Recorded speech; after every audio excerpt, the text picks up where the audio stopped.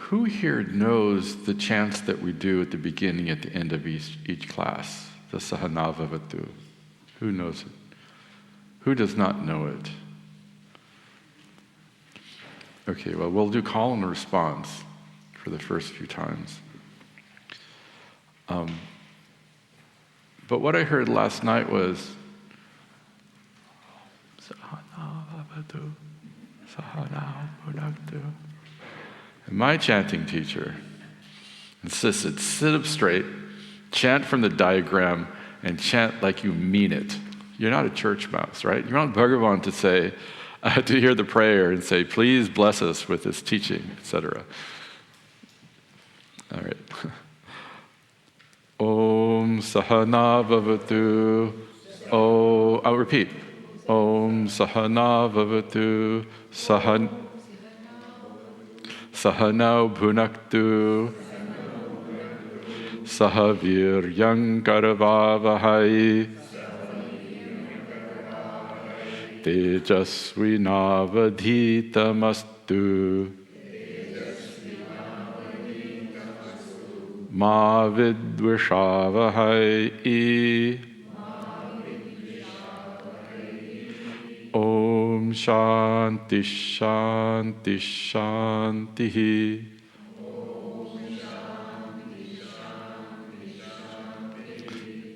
Very nice. Now, if you notice on page 2, the text is there. I think it's page 2, right? And you see the lines above and below, both the Devanagari and the transliteration. Those are the swaras. So this is Vedic. There's two types of Sanskrit. There's Vedic Sanskrit and classical Sanskrit. The Bhashas are written, and the Gita are written in classical Sanskrit. The Shruti, the Upanishads, are in Vedic Sanskrit. And these are the traditional tones that are chanted when you chant these. So you may have heard other sort of melodies. It's actually considered improper to just chant Vedic mantras. Every shloka in the Vedas is referred to a mantra, right, as a mantra. And it's improper just to make up your own melody. You can make any melody you want with the Gita because it's classical Sanskrit and it's itihasa, historical novelization of the lives of Sri Krishna and Rama. But it's important to pay attention to the tones when you chant this, like Sri Rudram, and also many of us learn Purnamadaha with incorrect intonation. When we'll do the same call response, but if you look on page 3, the Purnamadaha only has 2 tones, right? Udatta, Anudatta, and Swarta. And so many of us people learn it with 3 tones. And this is actually, if you look in the text, it's actually these 2, so you'll hear it when I chant it. And in the Sahanavavatu, the line underneath a syllable represents a lower tone. If there's no line above or below, it's just a medium. And then in the middle tone, and then the line above it means it's a higher tone. So like the first word is Om Sahanavavatu, and you can see the notation there. So it's worth attending to. It's considered quite problematic if you don't chant it with the correct swaras. Huh? There's also the Dirghas swarita, yeah. So they're actually at the end, Ma Vidvishavahai, and that's where you just break a diphthong into 2 tones. So you see it at the end of that one. And then I think you see it, I think that's the only place you see it here. Okay. So if you weren't here, or if you're online and you didn't attend last night, I think the video should already be posted on YouTube. Is that right? Okay. Because that sets the context for this.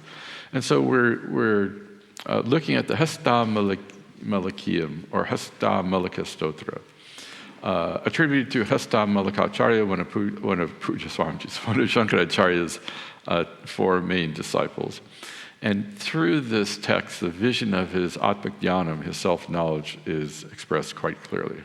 Because he is known as Hastamalakavat, which means one Hastamalaka, which means one who sees the vision has the vision of the truth of himself. He sees it as clearly as one might see a fruit on the palm of the hand. And the focus of this, as I mentioned, is it can be considered a nididhyasana grantha or nididhyasana stotra, meaning it's very conducive to contemplation because it focuses on the tvam pada lakshartha, the meaning of the implied meaning of the word tvam in the Mahavakya tat tvamasi. So all of the entire Veda the entire teaching of the Upanishads is presented in these short pithy statements, one representing each of the four Vedas. The one that we use often is tat tvamasi. Tvam, you, tat, Ishvara, asi, are, right? And a whole teachers can talk about this for months because it contains the entirety of the teaching. And tvam means you, meaning I, right? And so these shlokas focus on the aham pratyaya vishaya, which we'll talk about, the referent of the word I. When I say I, what do I mean? There's a lot of confusion when I say I. And so this teaching is meant to be a real-time disentanglement of my I notion from what is not truly me to reveal what is truly me. And through this atmajnanat moksha eva. So freedom, moksha, is through this, is due to this self-knowledge. And many texts do present this in the first person, right? The first person I presentation. It's so important because you cannot understand Vedanta in any meaningful way. You cannot own this knowledge and hold it as your own and allow it to inform your experience. You cannot make this your living reality if who you truly are is not clear. And so this is, you cannot understand Aham Brahmasmi, another Mahavakya, or anything like that unless you have a clear idea of who you are. And it takes repeated visiting of understanding and seeing the nature of oneself.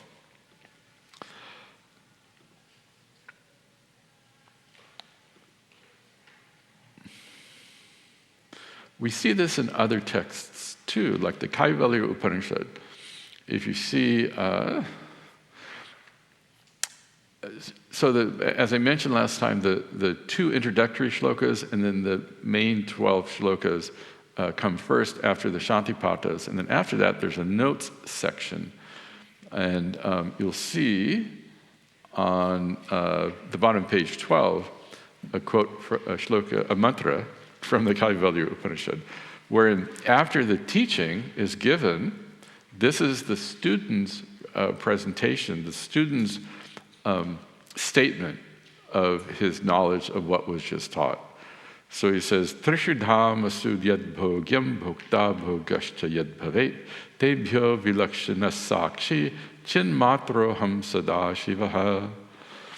He's saying, aham sakshi, I am the witness.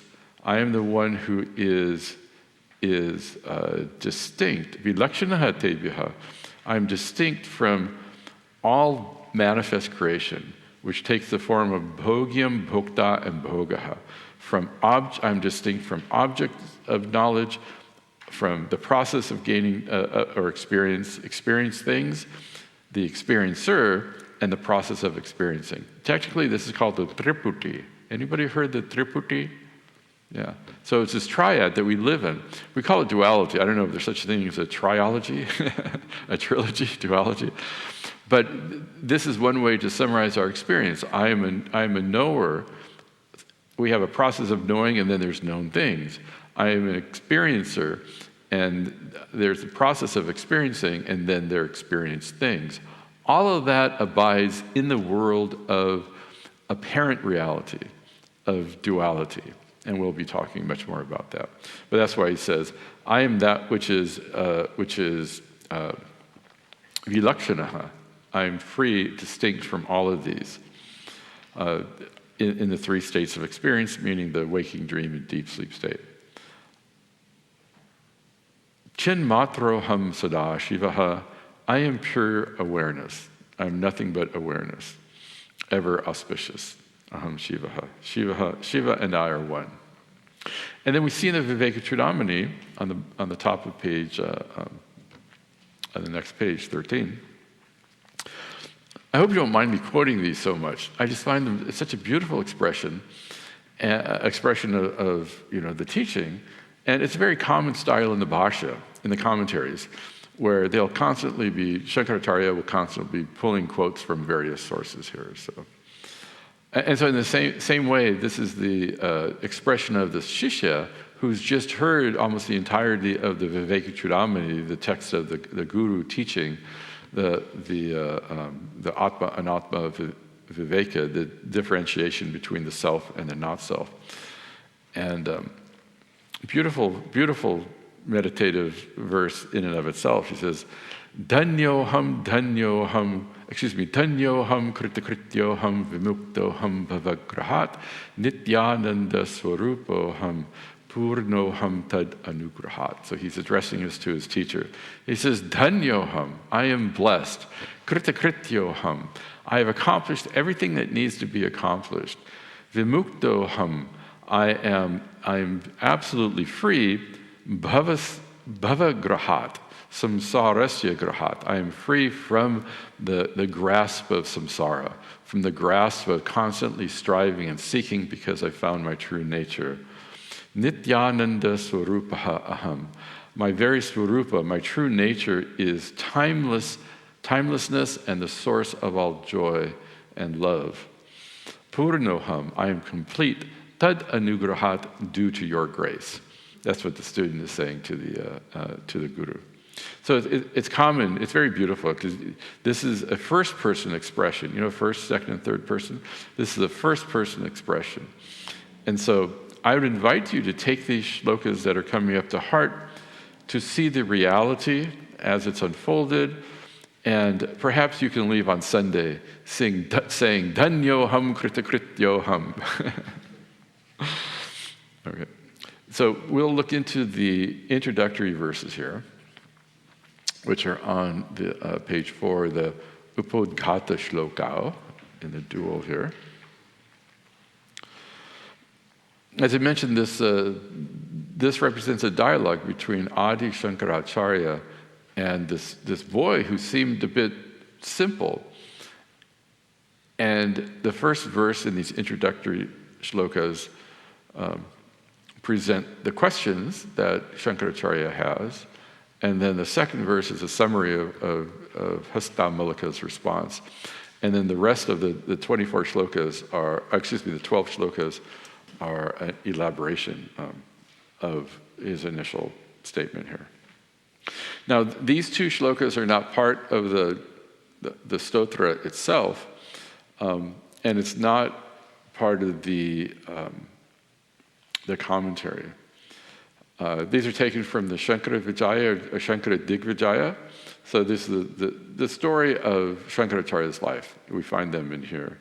And also they appear apparently in Ramana Maharshi's Tamil translation. I like to do this. I hope it's not too geeky. I'd like to know the meter that shlokas are in, right? It's a very beautiful art. Sanskrit is just amazing. The Indian culture, the art is amazing. And one of the forms of art is poetry. And this meter is called Indra Vajra Chandas. And you can see that. I apologize for making you bounce around here. You can see this at the bottom of page 13. And I apologize, I did not transliterate all the Devanagari here, but you have enough to get through here. So this is called Indra's Thunderbolt, the meter. The common meters that we have, the most common are Anushtub, which is 4 by 8, which is 4 padas. A pada is a quarter. Most shlokas contain 4 quarters called a pada. And each pada can have a number of different syllables. So the most common is Anushtub, 4 padas of 8 syllables, like Dharmakshetre Kurukshetre, 8, Samaveta Yuyutsavaha, Now at the end you have a visarga, and that doesn't count as one of the syllables, because technically the ha at the end is the coloration of the previous vowel. If it's too technical, don't worry about it. And then the other common meter is trishtu, which is 4/11. Najayate mriyate va kadachit. Right? You find that in the Gita as well. And this Indra Vajra is a subclass of the Trishtu. So it also has 11 syllables in each pada. Indian scholars in India love their taxonomies. Taxonomies, it's their categorization of things. And so, are there any Hindustani or Carnatic musicians here? What do you... Hindustani, do you sing or play? Sing. You sing, okay, good. So in Carnatic music, there's this Melakarta, which is the classification of the 72 ragas. You didn't expect to come here and hear this from a California Swami, but 70 is a collection of the fundamental musical ragas, right? And it's similar to the tat in, I think I'm saying that right, I'm probably not, in Hindustani music. You're at categorization, the 10 main ragas from which all the other ragas are derived. And we also have a very methodical approach to prosody. Prosody is the pattern of rhythms and sounds used in poetry. In Western poetry, the rhythm of a meter is usually determined by the stress, right? Iambic pentameter is da da da da da da da da da da. It has pentamity, right? It has 5 syllables, pancha, right? Da da da da da da da da da da. And I learned that actually classical Latin poetry has a similar approach as Sanskrit. I haven't looked into it though. And I have a particular way of presenting this, which helps the chanting become, I think, easier. It's similar to the spoken rhythmic language of classical Indian music. So in Carnatic music, there's a konakol, which is a verbal expression of you must have all gone to a concert and heard the mridangam player or the tabla player he's reciting a whole piece, which then he'll go and play.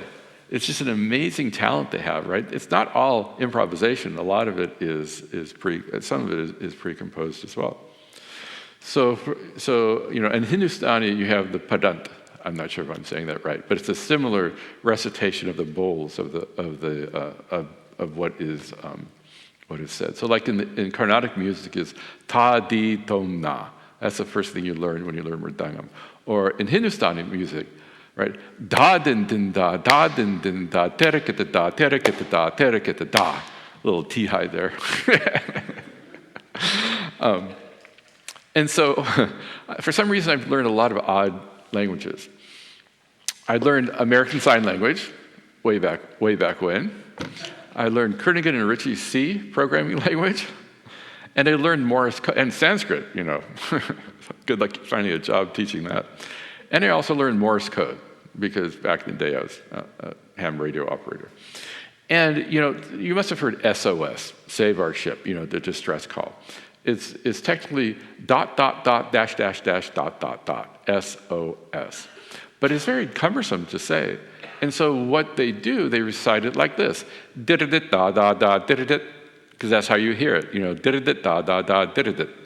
So if you want to say Swamiji in Morse code, this will be on the test. Did-a-dit, da-da-da, da-da-da, did-a-dit, da-da-da, did-it. This won't be on the test.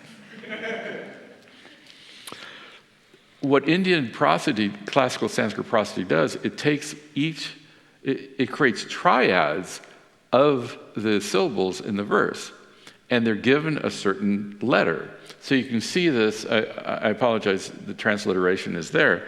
You see is ta ta ja ga ga. Trust me if you don't read Devanagari.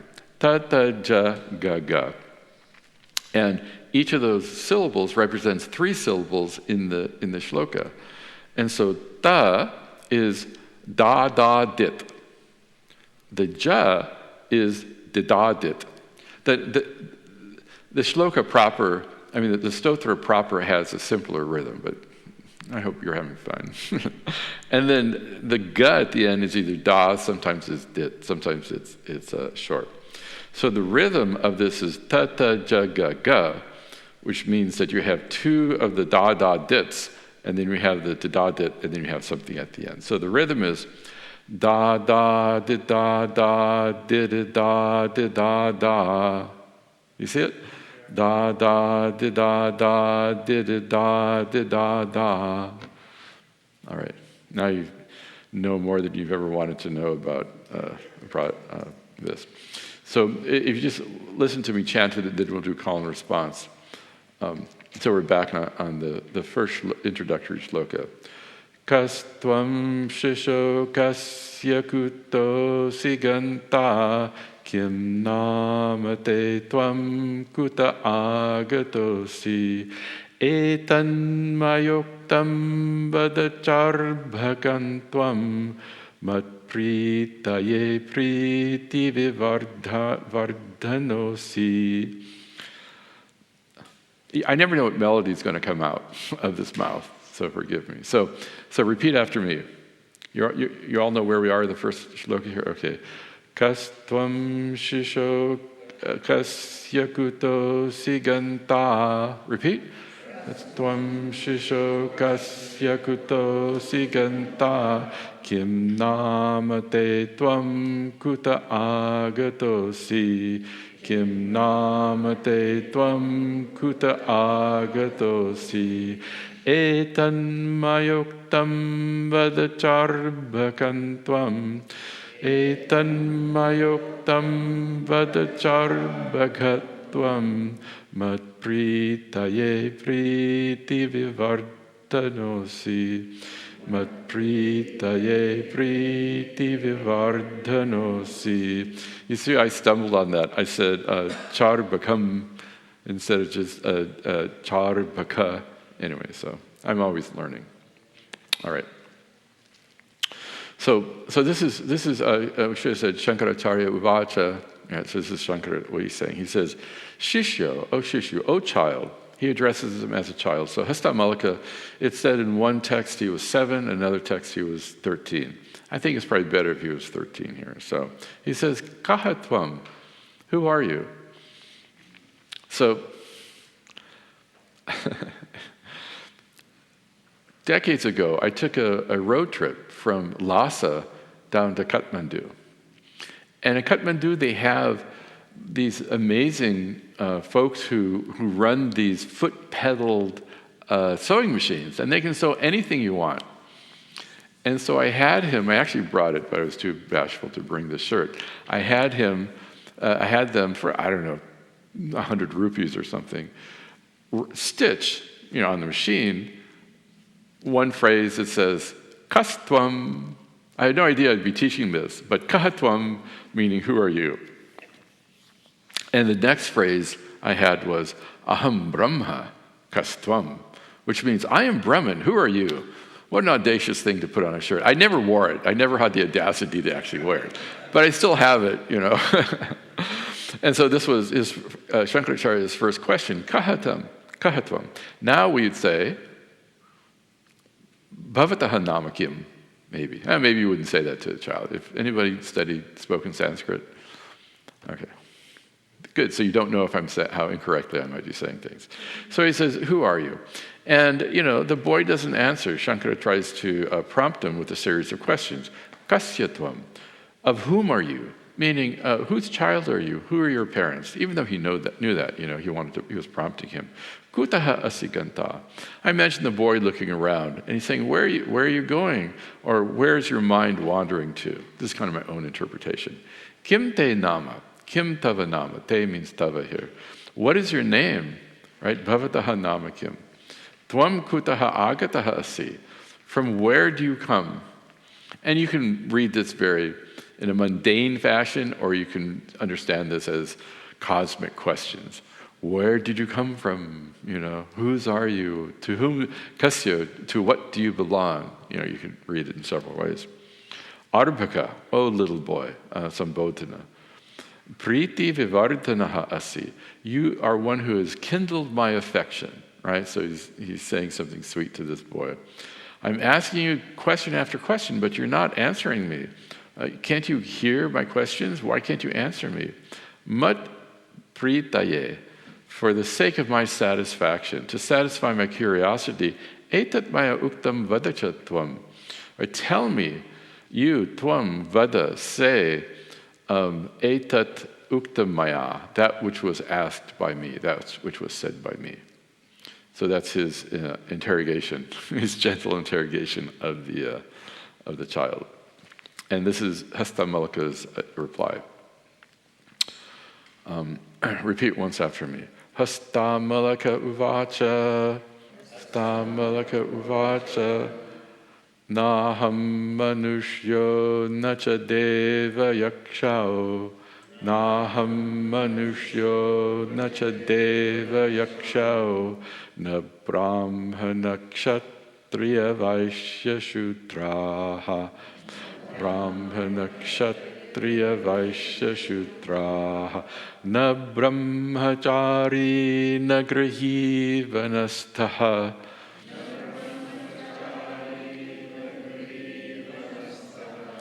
bhikshurna chaham nija bodharupaha, bhikshurna chaham nija bodharupaha.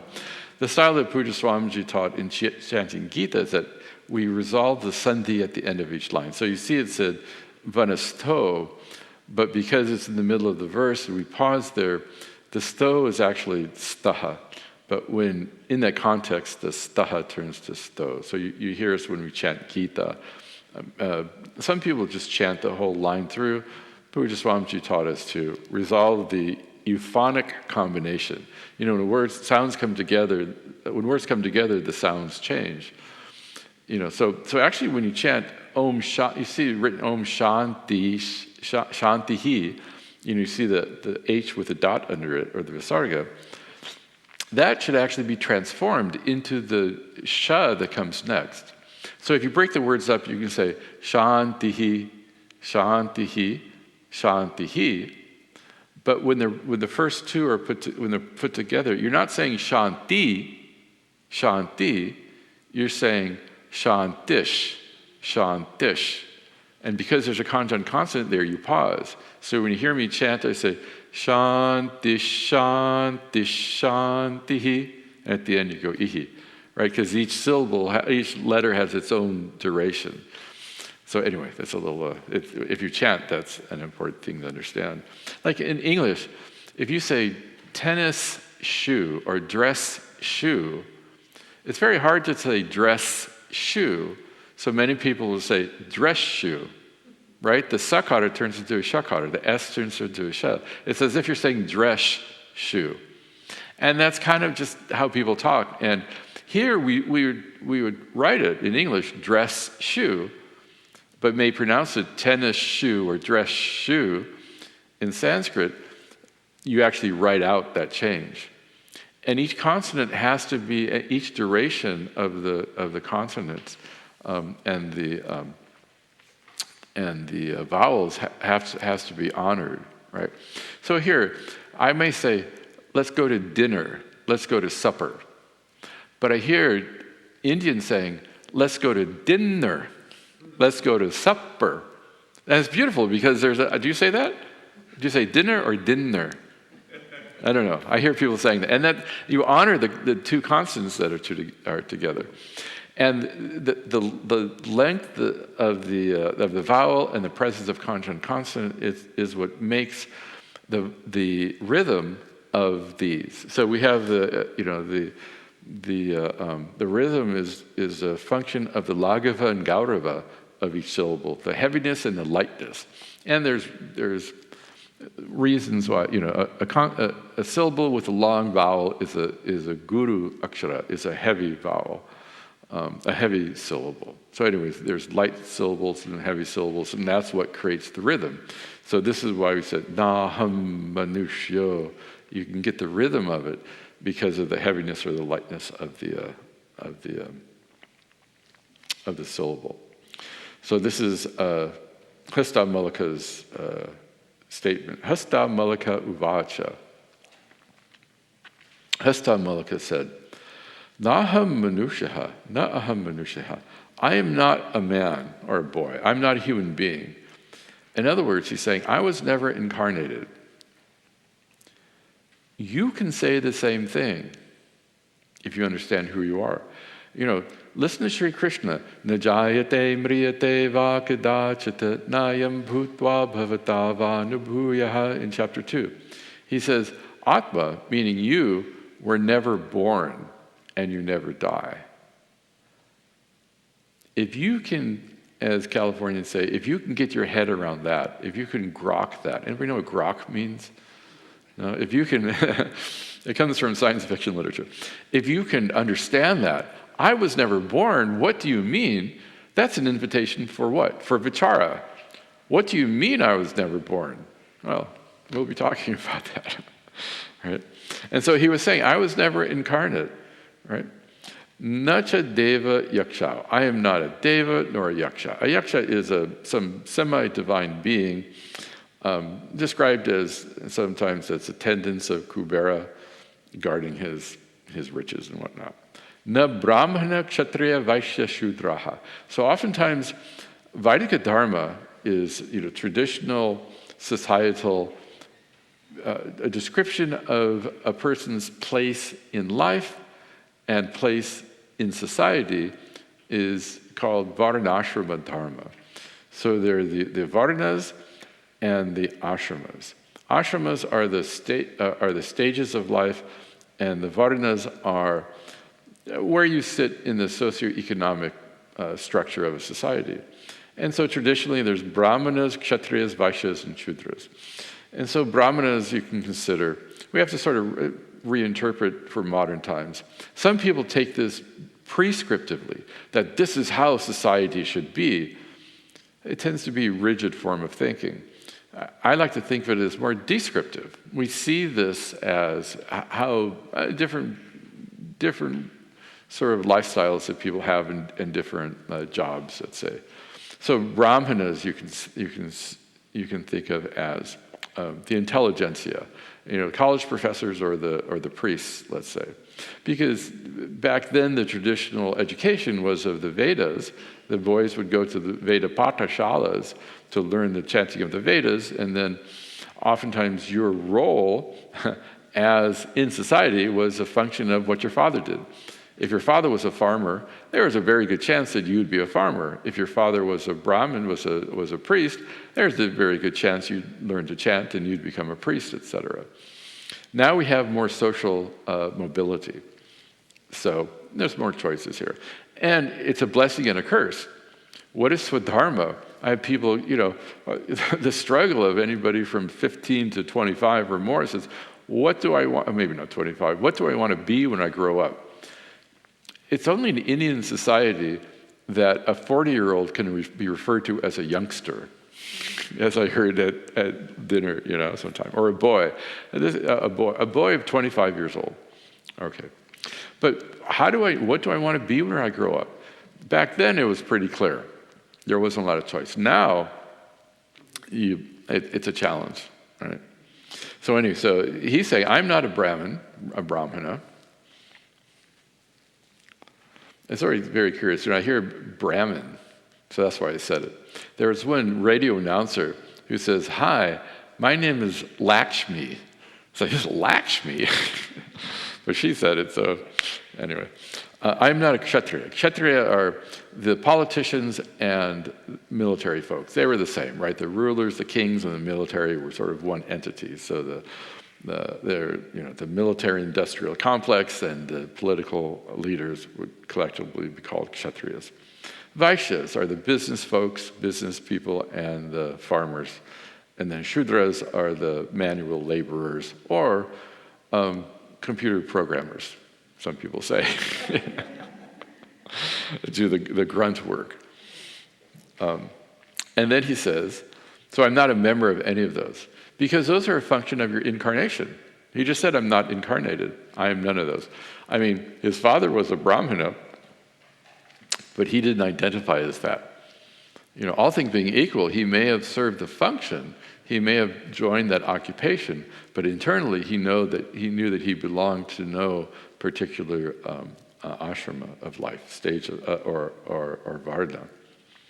And then he says, na brahmachari, na grihi, vanastaha, bhikshuhu tacha. So now these are the traditional stages in life, the ashramas of life. Brahmachari is a student. A grihi here stands for grahastha. Grahe tishtati iti grahastaha. The one who lives in a house, who abides in a house. And that's the one those are the householders. You have kids, you have a job, etc. You fight the morning traffic. The vanastaha means vanaprastha. It means vane tishtati, the one who lives in the forest, meaning that, so traditionally one spends the first part of one's life getting education, and then one goes out and earns a livelihood and lives a normal life. And then at a certain time one retires. You can think of this loosely as retirement. Traditionally, when someone retires, they would go to the forest and lead a religious life. And they would lead a life of contemplation. And then at the end, bhikshuhu means sannyasi. Puja Swamiji would say that everyone at the end of life should become a sannyasi. Now, he didn't necessarily mean you need to take up the orange clothes, but internally, one should become as free as a sannyasi. Tyaga. So the main vows of a sannyasi, the two main vows are abhayam and ahimsa. Abhayam means fearlessness, the lack of fear. May I cause no fear in anyone, and may I be fearless.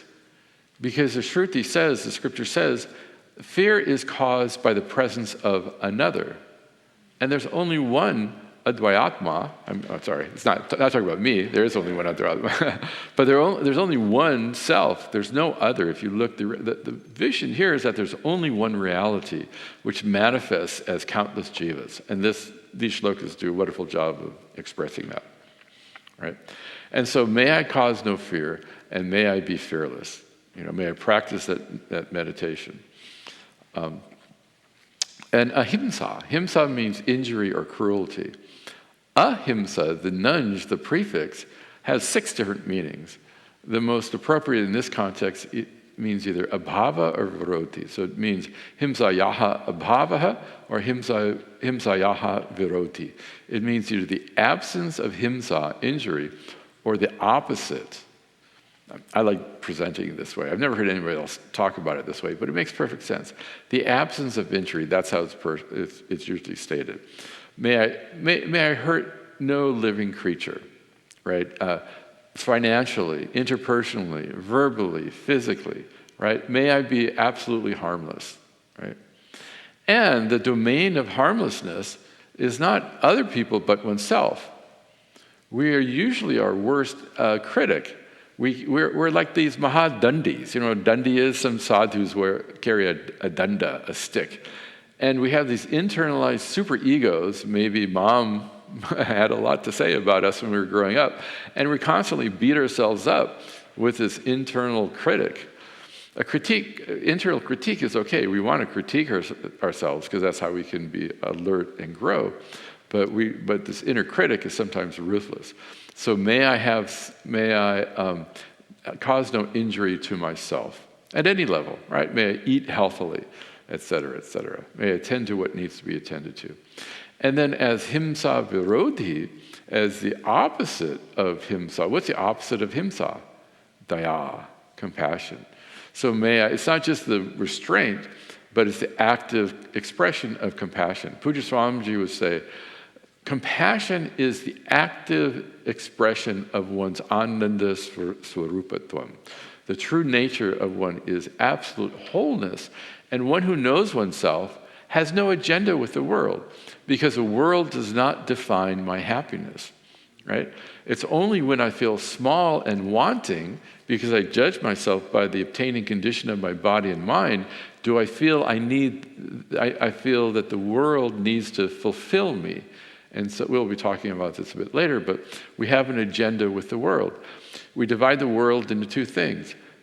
you provide my happiness. I want to grab onto you, or this experience, or this person, or this object causes my function, causes my happiness, and so I want to get this and retain this. That's why half of us have Costco cards, right? Because you go there and say, oh yes, this will make me happy, this will make me happy. Or this will make me miserable, and so I want to push it away and keep it away. Yoga kshema, that's all of our acquisition, retaining the good stuff and pushing away. And this is referred to as raga dveshas. And if our ragas and dveshas hold our hearts, then we have an agenda with the world, because we need to manipulate the world to find our happiness. A sannyasi, technically, does not need to manipulate the world, because like a turtle who carries its shell on its own back, one who knows oneself carries one's ananda with oneself, right, as one's very self, right? And so compassion comes easily, or it can be a sadhana for those who are still working on oneself, right? And so may I have compassion for others in all domains, and may I have compassion towards myself. Self-compassion and self-forgiveness even is just so freeing. If I have compassion and forgiveness towards others, I can accept them as they are. Because to the degree I judge myself by this body and mind, to that degree I label and judge other people. So may I forgive myself, or may I accept that as an individual, I am a work in progress. And may I forgive myself and have compassion towards myself, because I'm as a jiva, as an individual, I'm not perfect. Maybe we keep, constantly a work in progress, but may I have compassion towards my own foibles. And to the degree I can accept my own foibles, to that degree I can accept the foibles and imperfections of others. It's great freedom in allowing others to be as they are, right? And you give them the freedom. Puja Swamiji would meet everybody fresh all the time, right? We often want to, I knew this person this way. And it's hard not to do this. We label them. We see the same person. We apply the same label. And we're not meeting the person. We're meeting the label of who they were before. If we meet people freshly, they have the opportunity to change. If they see what you see about them, and if you see them through the old person that you knew, then they're stuck with that vision. If you see someone else freshly, they're able to change, right? If you see them as potentially changing in your eyes, then they can actually change themselves. Some people say, the only thing we can offer somebody is our own being. And in that sense, we can offer somebody the freedom of not labeling somebody. And so that's, I think, is an act of compassion, of ameya daya. One of Puja Swamiji's students just had a child, and they named it ameya daya. Meya comes from ma dhatu, means measurable. Ameya means immeasurable. One of immeasurable compassion. What a beautiful name.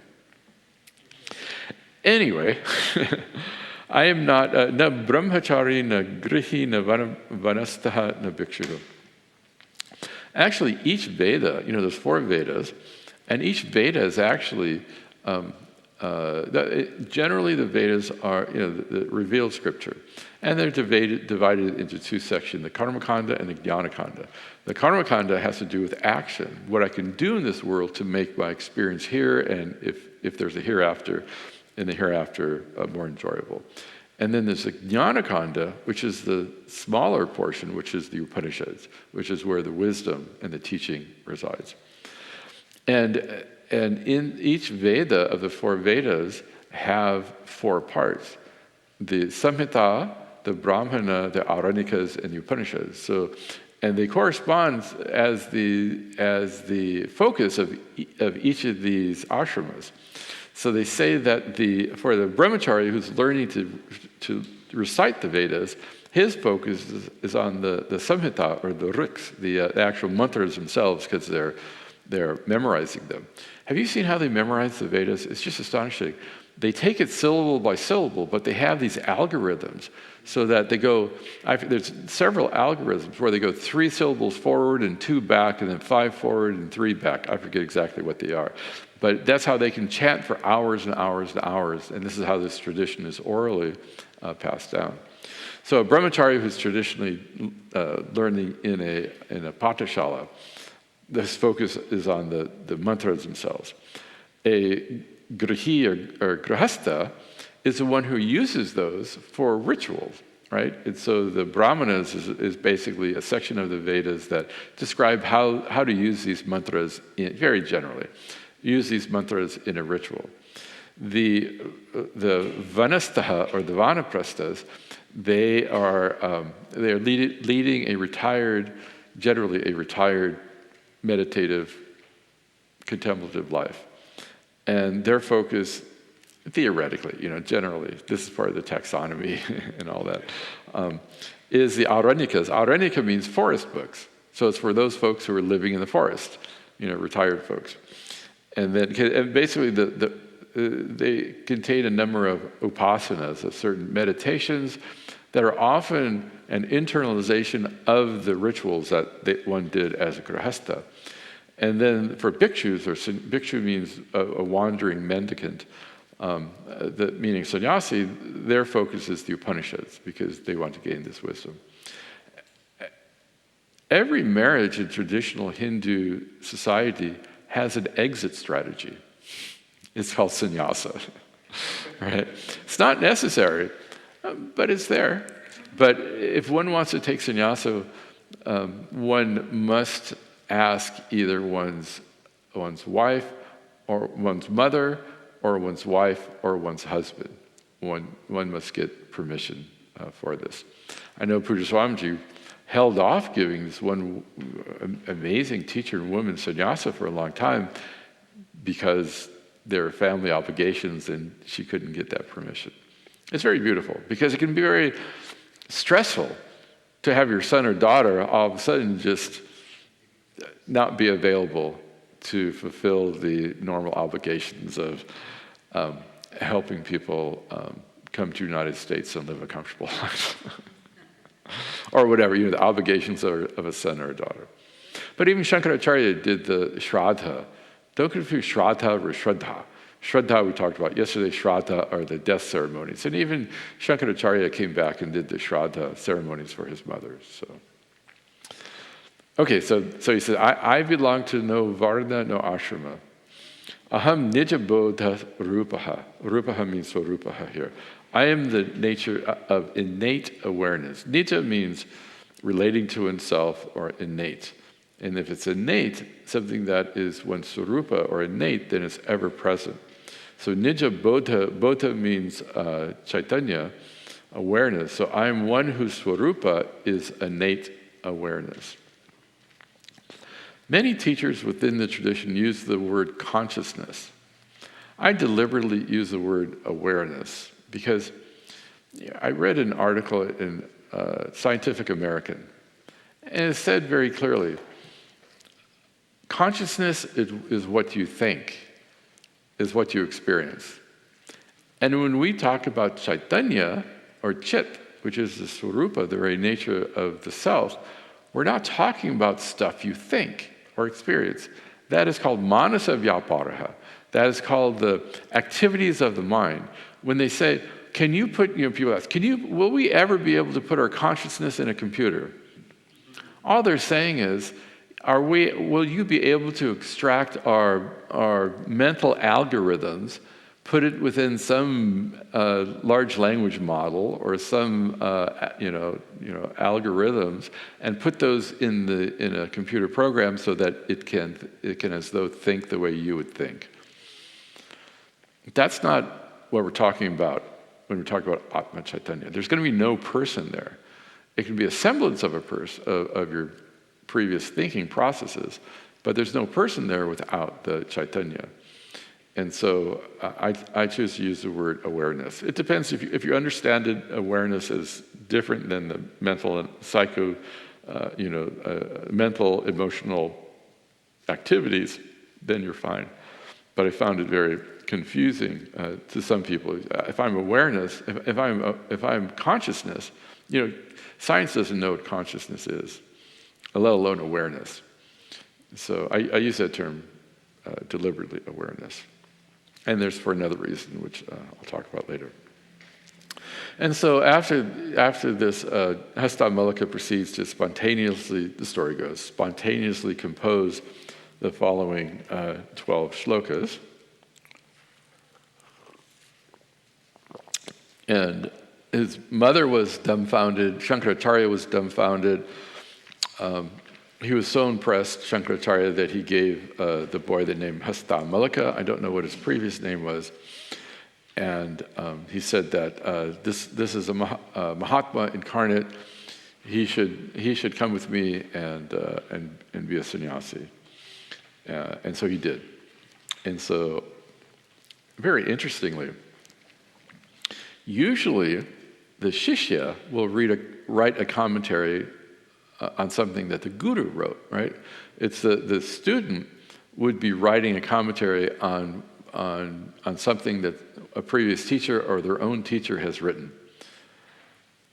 The bhashya, the commentary that's with this text, which we'll read a little bit of just so you can get a flavor of it, is said to have been written by Shankaracharya. Usually it's the other way around. Can you imagine if this is actually true? It's a very nice commentary. I could see that he may have written it. I don't know. Imagine he was so taken with these verses that he himself wrote a commentary on what his student, his disciple. Who knows if he was a student? He seemed to already be a jivan mukta, seemed already to be enlightened. So it's unusual this happens. All right, so let's... now these classes are scheduled for an hour and a half. I know it might be a bit long. The question was, someone said, we were going to have 2 classes in the morning and then 1 in the afternoon, for a total of 3 hours. And someone said, oh, Swamiji, that'd be so tiring. That'd be, 3 hours. And I said, okay, let's just have 2 classes of an hour and a half each. I think someone forgot to break out their abacus and do the math.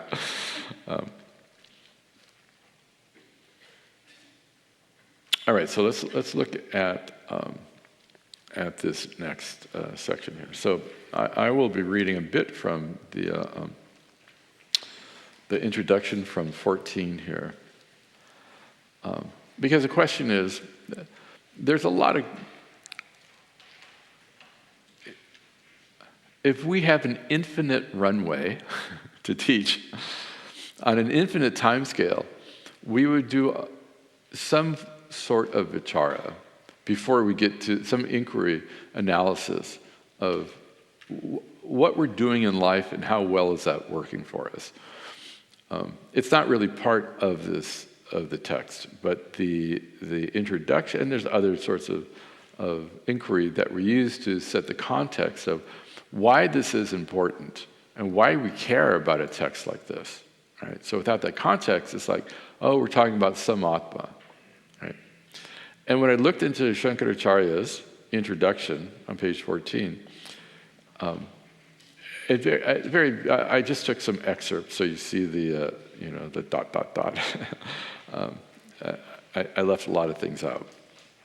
But he says, I'll just read it here. Iha hi sarvasya jantoho sukham me bhuyat dukham me bhuyat. I'm sure Satish is understanding what I'm saying here. His Sanskrit is very deep. Yaha kashchit punyam atishaya shali viraktaha cha samsara hanau yatate. Good California accented Sanskrit. Samsarasya cha atma swarupa aparigyana kritatvat atmagyanat nivritihi iti tam prati atmagyanam acharyaha upadishati. So he says, ihahi sarvasya jantoho. He says, he, indeed, it is well known that the 2 motivating factors here, asmin loke, in this world, the 2 motivating factors, sarvasya jantoho, for all living beings, right, the gas that propels us, all right, the inborn motivating factors in all of our pursuits is sukham me bhuyat, dukham me ma bhuyat.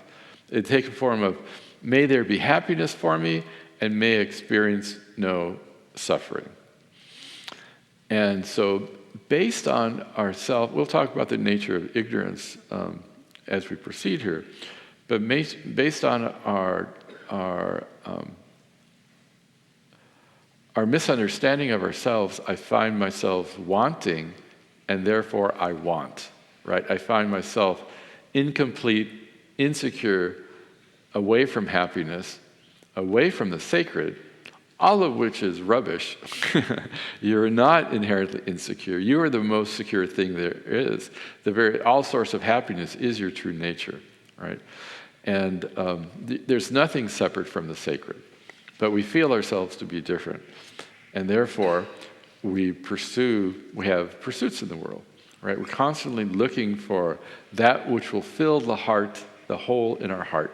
When I was a child, back when we had wooden toys, we had this little toy set that there was this, a piece of wood and different shaped blocks. And one was a cylinder. And as a kid, you'd find the round hole, and you'd say, "Oh, it goes in the round hole." And then there'd be a square, and you see another shape, and you drop, like the cube, and you drop it in there. Or then there's a triangular shape, right? You know what I'm talking about? And I just imagine that we all have these different shaped holes in our heart, where we're looking for that which will fill that hole to make me complete, right? Oh, you look like a round cylinder. You can fill this round hole in my heart. This vacation to the Bahamas, it looks like a triangle, so it'll fill the triangular hole in my heart. But the only problem is, just as when you do that in a child's toy, it fills the hole, and then it drops in, and you have the hole again, right? And I feel like that's what we're doing. We're just constantly trying to fill this hole in our soul through external means, and it never lasts. And you'll see this in the shloka, the mantra that comes next. But this is the gasoline. I want to be happy, and I don't want to be unhappy. It's universal, right?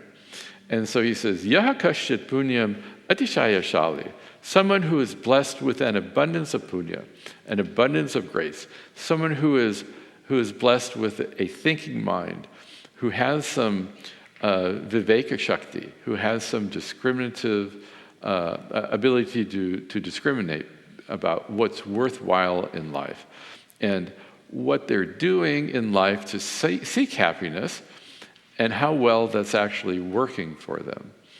And so a person you're considered blessed with punya, blessed with grace, if you have viveka shakti.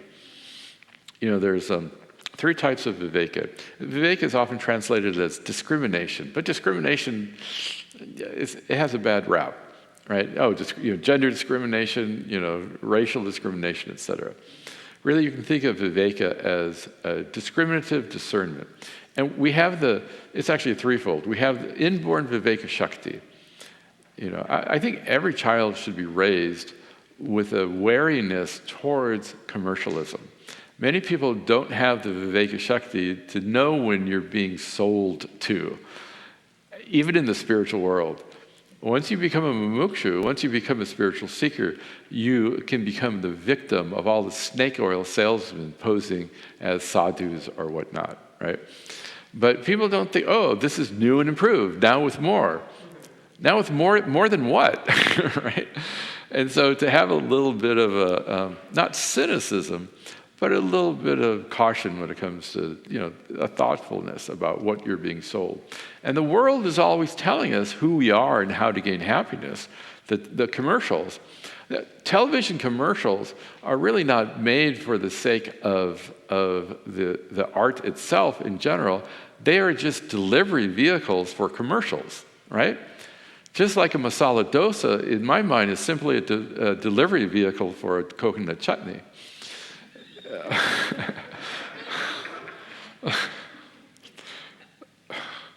Cholesterol notwithstanding. Right.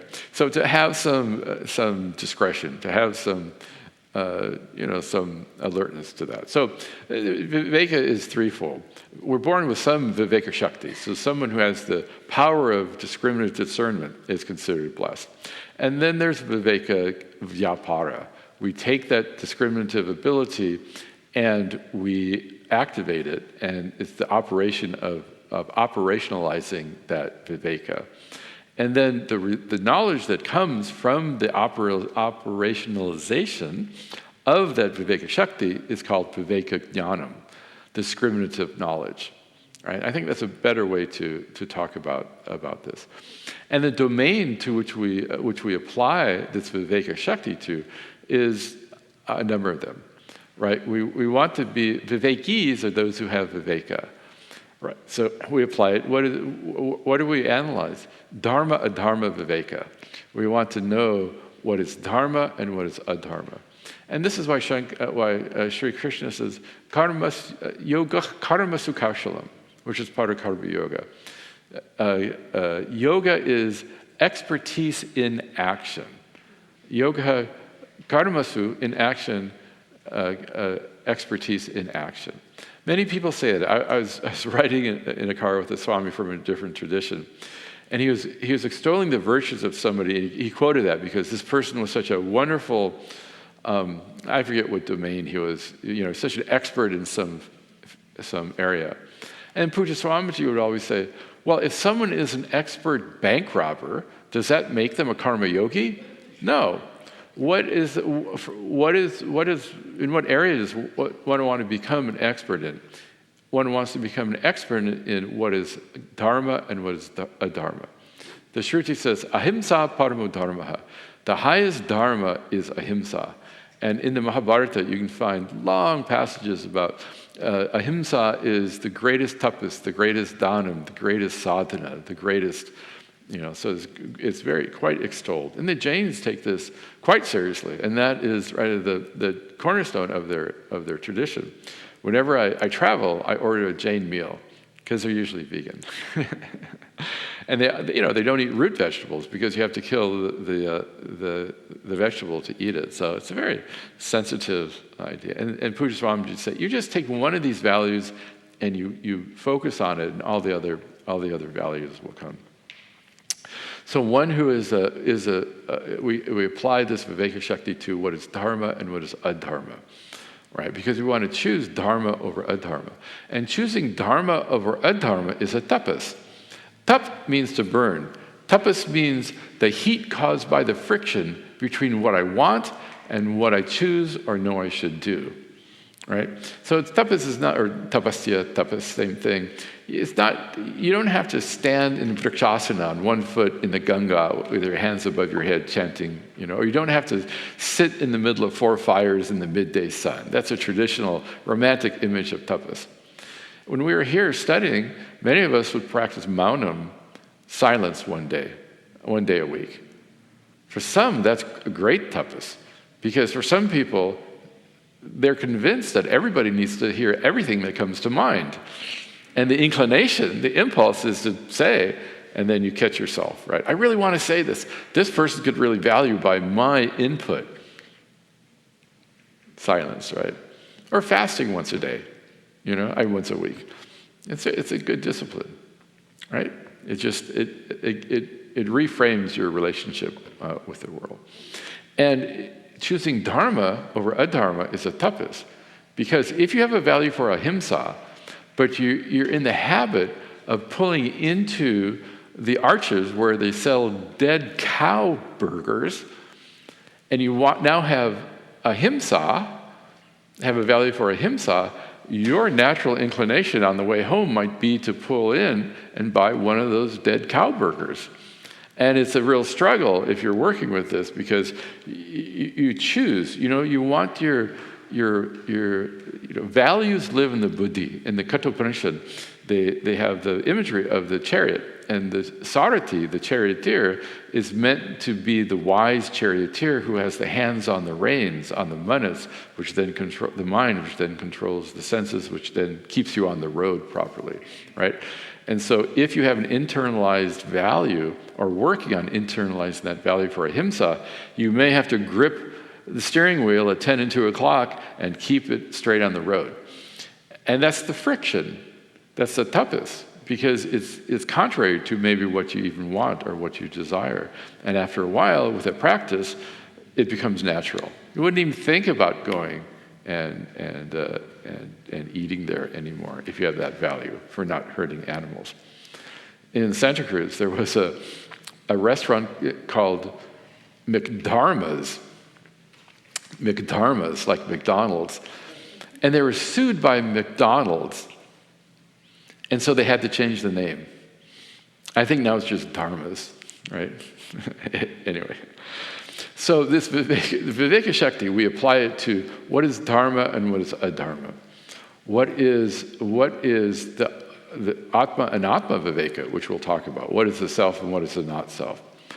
There's also Purushartha Vichara, and that's what we're talking about here, and we'll talk about it in the Mundaka Upanishad mantra that's coming. What is the Purushartha Vichara? Purusharthas are Sarvaihi Purushahi Artyate iti Purushartha. That which is strived for, those things which are strived after by all people. And they're traditionally presented as artha, kama, and dharma, and moksha. Artha means security. Financial security, physical security, relationship security. And we feel insecure, so we seek external sources of security. Kama, pleasure, the sources of happiness. Right? This vacation, pleasurable experiences. We're always seeking novelty. How many hours have you collectively spent scrolling through Netflix to try to find something to watch, right?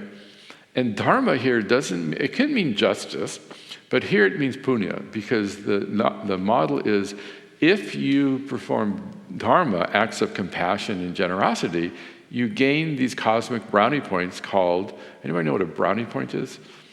Anyway, it's an old Girl Scout reference. Called punya. If you perform dharma, you'll get punya. If you perform adharma, you get papa. And those tend to influence subsequent experiences, either this life or the next life. So you put enough punya in your cosmic bank account, and you can take a trip to Swarga, heaven, perhaps. But the same Shruti that talks about Swarga Loka is the same Shruti that tells us it's always a round trip, right? And many religions just stop there. My goal is to go to heaven. And so I can constantly sing the praises of God. I think they'd be kind of boring. I once heard someone from ISKCON, a very simple fellow, from the Hare Krishnas. The theology is something of its own, because they levitate the Bhagavatam to be at the same level of the Gita and the Brahma Sutra and the Upanishads. So we have a Prasthana Traya, they have a Prasthana Chatushtaya, a fourfold. And so it's all very Vaishnava, Krishna, And he said his goal in life, this is an American boy who had just come into the tradition. And I used to, when I was a teenager, I used to go to the Hare Krishna temple because they made the most extraordinary tomato pakora. You can tell the food-centric idea that the Swami sometimes has. And I was talking to this fellow, and he told me two things. I asked, what have you learned? And he said, well, I learned not to take the Gita into the bathroom. Probably good advice. And the other thing he said was, I said, what's your goal? And he said, I want to be born in Vaikuntha as a leaf on a tree, so I could fall on the ground and have Krishna come and step on me and bless me. Theologically, that's very challenging. But as a bhakta, I think that's a beautiful image, right? I think it's just extraordinary, right? But dharma here, when you say artha, kama, and dharma, it's meant as the punya that we get, the currency we use to get to heaven. All of those are transient experiences. And upon analysis, they fall short. And so in time, if you do the Purushartha Vichara, the analysis of that, all of that resolves into mumuksha, the desire for moksha. Because all of those are putting Band-Aids on our sores. We don't want to put Band-Aids on our boo-boos. We want to fix the disease of samsara. And the Shruti says, you are even now what you seek, right? And so then moksha becomes a primary goal. And once you know the nature of the problem, then self-knowledge becomes the goal. Because the samsara, the bandha, the problem of life, is self-ignorance. And so if you know that if you want freedom, one must gain self-knowledge. And so this is the Purushartha Viveka. And when you've done this Purushartha Viveka, you become Viraktaha cha, going back to the Bharsha here, someone who has Vairagya. Vairagya is Viveka ja, Vairagya. It's born of this Viveka. You say, everything I gain is temporary. I'm not looking for temporary tripti, contentment. I want complete contentment.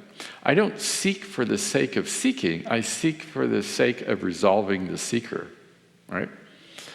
And so I think I said here, Vairagya is one who has indifference towards trivial pursuits, and everything becomes trivial if you understand the nature of the problem.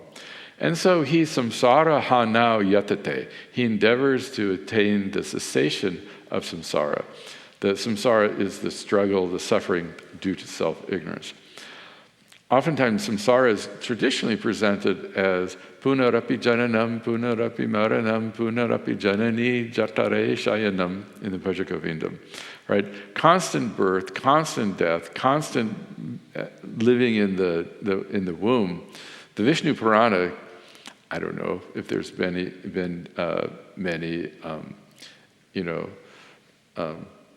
reviewed, any studies, any peer-reviewed studies, placebo-controlled, etc., to know what the experience is in the womb. But the Vishnu Purana says it's not a very nice place, because if you look at it, it can be a challenging environment, I'm sure. Maybe it's pleasant, I don't know. But they say that samsara is constant rebirth, constant death. Oh, I'm having not too bad of a time here.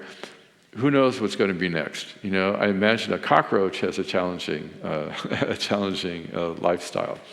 And we forget about disease, old age, right, and death.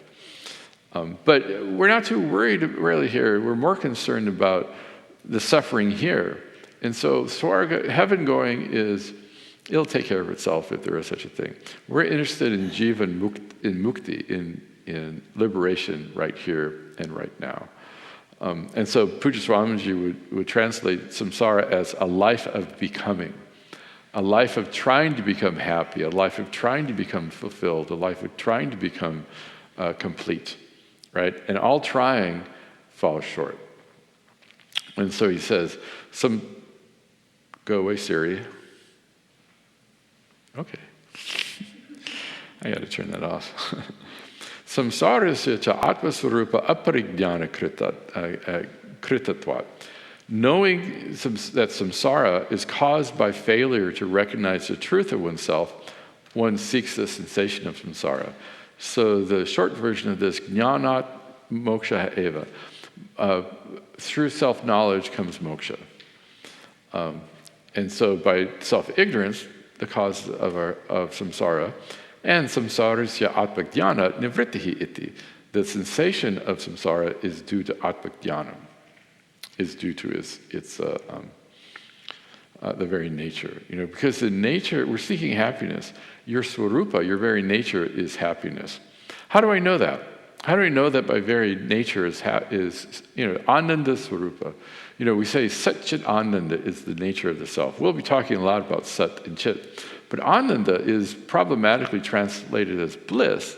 And the problem with translating ananda as bliss, or as Californians would say ananda, as bliss, is that bliss is a transient experience. Atma is not a transient entity. It's ever present, right? And so let's say you have a blissful cosmic experience. We become spiritual samsaris by trying to get that experience again and again, and we feel like, oh, when I'm in a blissed out state, I am Atma, and when the mind is just, thinking about, is the pasta ready yet? Sorry, I should be very careful all these food, imageries. Then I'm far away from the Atma. You are never far away from the Atma because Atma is you, right? But Ananda can be translated as Ananta, which means limitless. So the truth of you is limitless awareness, a limitless existence, which we'll talk about. But the word Ananda there also gives you the value proposition of moksha. right, is that whatever you're seeking in terms of self-fulfillment is already with you, right, regardless of the state of the mind or the heart, right? So that's a value proposition. And how do I know that my very nature is happiness? Because I'm perfectly happy being happy. If my true nature was miserable, was sadness, I should be perfectly happy being miserable. But that's not our experience, right? What comes naturally to us is, unhappiness is like a pebble in our shoe. Happiness is like, yeah, hey, Bhagavan, give me more of this, right? I'm perfectly happy being happy. So, tam prati atmak dhyanam acharya upadishati, the last sentence in this quote here. Interesting, he says, and thus the acharya, the teacher, in the form of this boy, teaches self-knowledge to him. Who is the him? So the first 11 shlokas are all Hastamalakiyam's expression of his wisdom. And then he addresses Shankaracharya in the second person and says, you are limitless. This boy doesn't know who Shankaracharya is. What audacity. And so it says very clearly in the Bhashya, he says, tam prati acharya upadishati. The teacher, the scholar, the teacher teaches him self-knowledge. Shankaracharya is not teaching anything. It's Hastamalakiyam who's teaching Shankaracharya. And I'm sure Shankaracharya is just going, you do you, Hastamalakiyam. How wonderful. So, I found when I was reading this that this is really just a paraphrase of this very famous verse in the Mundaka Upanishad, which many of you know. And we pull it out a lot. Pariksha lokan, so this is the next one here on the bottom of page 14. Pariksha lokan karma chitan brahmano nirveda mayat nastya krita kritena tadvigyanartam sagarum eva abhigachet samadpanihi shrotrim brahmanishtam. So this expresses the same thing. Pariksha, karma chitan lokan pariksha. Oftentimes we rearrange the words so they're in prose order. So having analyzed our experiences which are born of action, which are collected through action, you can say that everything that comes to us is a fructification of our prarabdha, of our previous actions, right? And so when we analyze this lokas, you say lokas born, swarga loka, etc. Really, lokyate iti lokaha. That which is experienced is a loka. So analyzing our experiences of our search for happiness in this world, a brahmana, not a priest necessarily, but an intelligent person, nirvedamayat, he gets some vairagya. He recognizes that he becomes a mumukshu. He desires moksha. Because he understands nastya krita kritena. By action, only temporary things are gained. There's nothing permanent that is gained by action. I want a permanent tripti, a permanent satisfaction. So now he's a viveki and he's a vairagi. He has the discriminative discernment, and he has he doesn't no trivial things grab his attention. Pujya Swamiji used the example, and I think he could personally relate to this. Vairagya is sometimes talked about as dispassion. Who wants to live a life with no passion? We're very passionate about the Shruti, right? And teaching and understanding. And a better translation is objectivity. And Pujya Swamiji used to say, we're objective. Money can keep the lights on, but it can't buy happiness. He gives the example. Vairagya is like the attitude a bald man has as he walks through the shampoo aisle in the store. Right? We say it's a no-op in technology. There's no operation, nothing. Nothing pulls them, nothing pushes them away. Right? It's just, there's nothing there. Right? And people ask, how could you have, wasn't it hard to become a sannyasi? No, it was a choiceless choice. Right? There's nothing much of interest anymore. So he gained some vairagya. And tadvigyanartam, for the sake of of gaining, artha comes to mean for the sake of, gaining the tad vijnana, the clear, immediate, personalized knowledge of the solution to samsara, saha hi gurum eva abhikachet. May he approach a guru, a teacher. He approaches a teacher who he approaches, the Brahmana approaches samitpanihi. Samitpanihi means with the sacrificial wood in hand, meaning that it's a traditional way of going to a teacher. Because a teacher may be doing, back in those days, rituals, and requires some wood, to stoke the fire of the rituals. So it's a very beautiful way with a bundle of wood in hand. And this, I don't know if this is true or not, but this is how I understand Swami Advayatmananda approached Puja Swamiji in this very traditional way. Because Swami Advayatmananda was a great traditionalist. If you don't know who he is, he's been teaching forever and a half in Chennai. And he's a beautiful soul, and his teachings are just extraordinarily clear. And so this Brahmana approaches in a traditional manner the guru who is both a Shrotriyam and a Brahmanishta. So Shrotriyam means one who knows his material, one who has done Shravanam, one who has studied the material, one who is a sampradayavit. Sampradayavit is a sampradayam veti iti sampradayavit, the one who knows the traditional teaching methodology. And we'll be talking more about this, but people read the Upanishads and just come up with their own notions.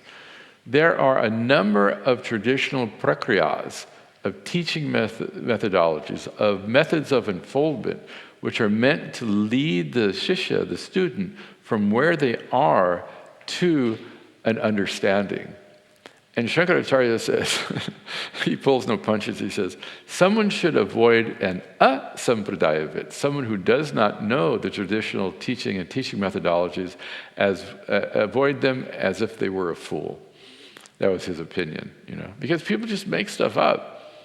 Go on YouTube. My goodness, that spiritual marketplace is dastardly, right? Who knows what you're going to stumble upon? Anyway, so sampradayavit is one who knows his material, has the ability to communicate and lead the student to this proper vision. And if you have napunya, you have a guru who's also a brahmanishta. Now, brahmanishta means brahmani nishtha yasya saha brahmanishtaha. The one who's nishtha, who is two meanings. One whose commitment is in the understanding of Brahman, understanding reality. Sometimes, indicated by this orange clothing. There's no necessity to be a sannyasi. Someone whose heart is in this teaching. There are a lot of people who wear this color who don't express the best of the tradition, right? But someone who is committed to this, whether they're jnanis or not, whether they know or not, they're committed to knowing. And Brahmanishta can also mean someone for whom this teaching is their living reality. Like Hastamalakiyam would be called the Brahmanishta, because his living reality was that there's nothing here but Brahman. There's only one reality, and that reality happens to be me. So he has this Advaya drishti. This, if I might be so bold, this Advayatma drishti, the vision that there's only thing here is one reality called Atma, or Brahman. And we'll talk about the words Atma and Brahman are absolute synonyms, but we use the terms based on the starting point of the vichara. And so we'll explore that as we proceed here. But that's why he says that the one who has gone through this analysis and is a sampradayavit comes to become a jnani in and of himself. And why is a sampradayavit so important? Why is it someone who can communicate, can lead the student's mind from their suppositions about themselves, the Lord, and the world, and lead that to a vision of this inherent oneness? A sampradayavit is very important because we're not making dosa here. And we'll talk about that in the afternoon class. All right, sit up straight. I want to hear all y'all chanting. You can reference the text again on page 3. Remember, there's only 2 swaras, the middle swara and the lower swara. So repeat once after me. I'll say Purnama Daf. There is no F. There's no F consonant in Sanskrit, but in this context, that Visarga, the 2 dots in the Devanagari, like colon, or the H with the dot underneath it, is pronounced as if it were an F. All right, repeat once. Om Purnamadav, Om Purnamadav, Purnamidam, Purnat, Purnamudachyate, Purnasya, Purnamadaya, Purnamevavashishyate. Om Shanti, Shantish, Shantihi, Harihi Om, Shri Gurubhyo Namaha, Harihi Om. I always feel like my grade school choir teacher, because whenever I'm teaching the chanting, I'm always going like this. So let's chant it all together. Remember, there are no high notes. There's only these 2. Let's chant it together. I'll raise a shruti. Om Purnamadav Purnamidam Purnat Purnamudachyate Purnasya Purnamadaya Purnamevavashishyate. Om Shanti Shanti Shantihi.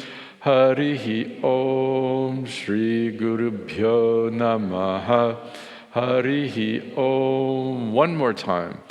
Om Purnamadav Purnamidam Purnat Purnamudachyate Purnasya Purnamadaya Purnamevavashishyate.